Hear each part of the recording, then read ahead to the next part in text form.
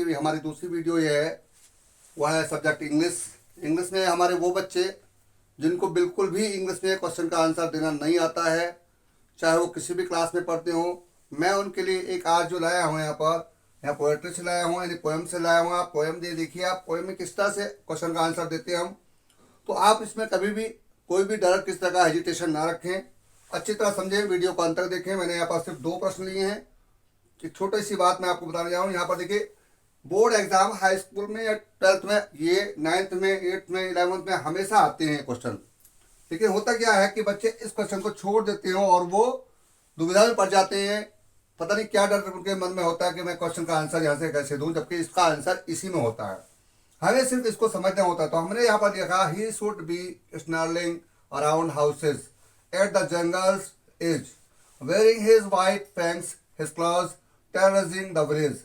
जिनको मीनिंग नहीं भी आते मैं उनको यहाँ देता हूँ। यहाँ क्वेश्चन ये हमारा देखिए, फर्स्ट क्वेश्चन इसके अंदर से ये, सेकंड क्वेश्चन जो है वो भी इसके अंदर से ये, इसी में से आंसर देना है।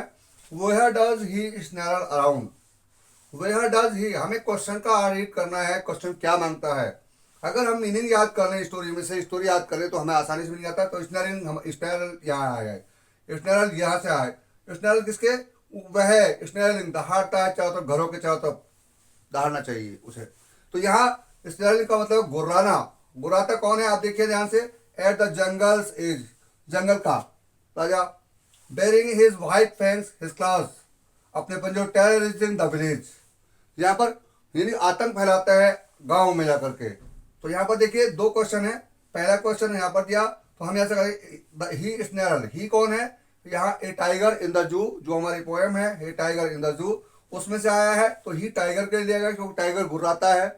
स्नैरल का मतलब है गुर्राना, अराउंड चारों ओर।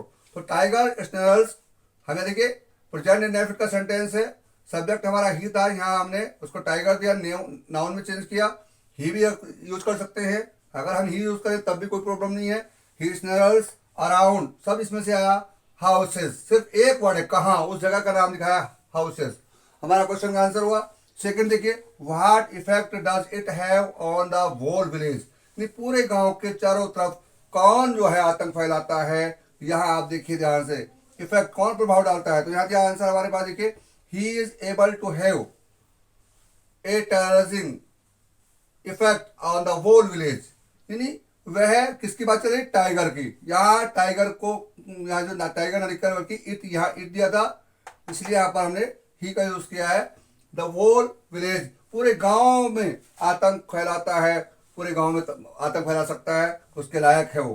तो ये मैंने दोनों क्वेश्चन का आंसर दिया। आप इसी में से जो है सेंटेंस बना सकते हैं क्वेश्चन को समझ करके। प्रेजेंट इंडेफिनिट ये है और प्रेजेंट इंडेफिनिट ये है, इसी के बेस पे हम काम करेंगे, या ध्यान रखेंगे। हमें ये हमारा इंट्रोगेटिव जो यूज करते हैं, सब्जेक्ट हमारा यहाँ पर सिंगुलर है, एस का यूज करते हैं वर्ब के साथ फर्स्ट फॉर्म में। अब देखिए हमारे पास दूसरा क्वेश्चन जो हमने लिया है यहाँ पर, वो लिया है punctuate the following sentences. 2 number में ये हमारा क्वेश्चन आता है, बहुत इजी आता है, लेकिन बच्चे से छोड़ देते हैं, सिर्फ इसकी कॉपी करनी होती है। देखिए कॉपी के साथ सबसे पहली बात आती है पंक्चुएशन में, कि जो भी नाउन यहाँ होते हैं सेंटेंस में, उसमें जो उसका फर्स्ट लेटर होगा वो कैपिटल होगा। जैसे हमने अमर लिखा है, अमर, तो अमर को हम क्या करेंगे, अमर का जो ए बनाएंगे वो हम फर्स्ट लेटर जो है कैपिटल इंग्लिश में लिखेंगे। ये हमारी सबसे पहली पहचान होगी, हम फर्स्ट लेटर को ए अमर में यूज किया। अब यहाँ जो दिया है द फेमस, तो दूसरा फेमस टीचर, यहाँ दूसरा नाउन स्टार्ट हो गया। तो हम क्या करेंगे, यहाँ पर यहाँ कॉमा का यूज करेंगे। अब क्योंकि 2 नाउन एक साथ जो आएंगे, इस तरह से दा का यूज, ये नाउन है और ये भी नाउन है, ये हमारा प्रॉपर नाउन है, तो यहाँ हम कॉमा का यूज करेंगे। तो फेमस टीचर, अब देखिए फेमस टीचर यहाँ वाज वेरी इंटेलिजेंट, एक कॉमा यहाँ यूज करेंगे। तो लास्ट में हम फुल स्टॉप यूज करेंगे।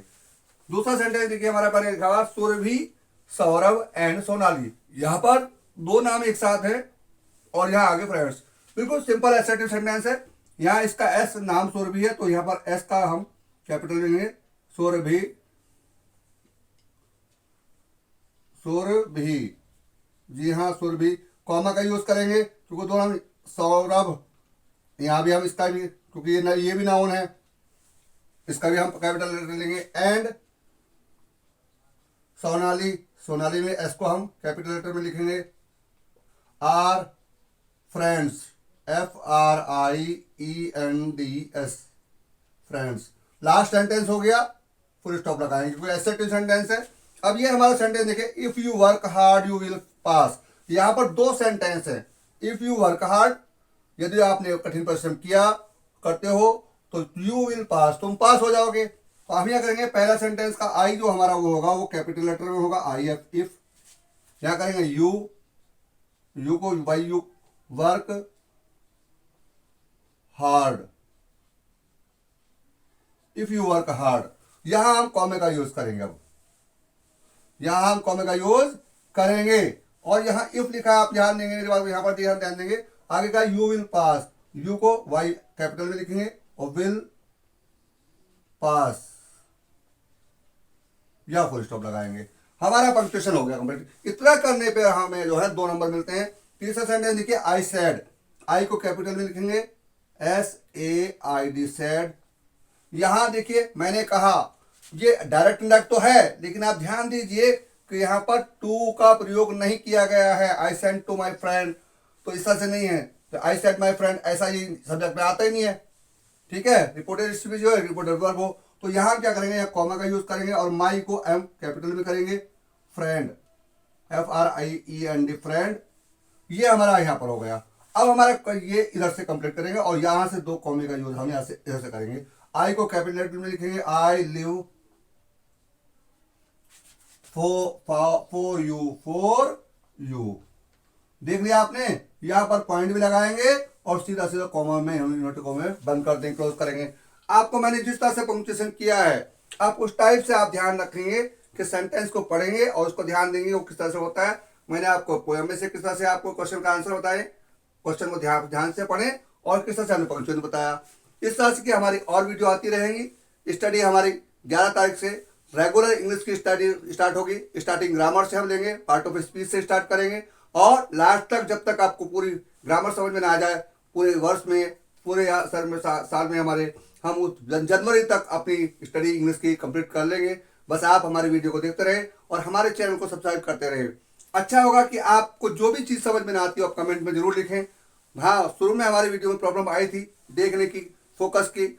अब आपकी वो समस्या दूर हो चुकी है। शायद आशा करता हूं कि आपको ये समझ में आया होगा और इसका लाभ भी आप उठाएंगे। ओके, चलिए।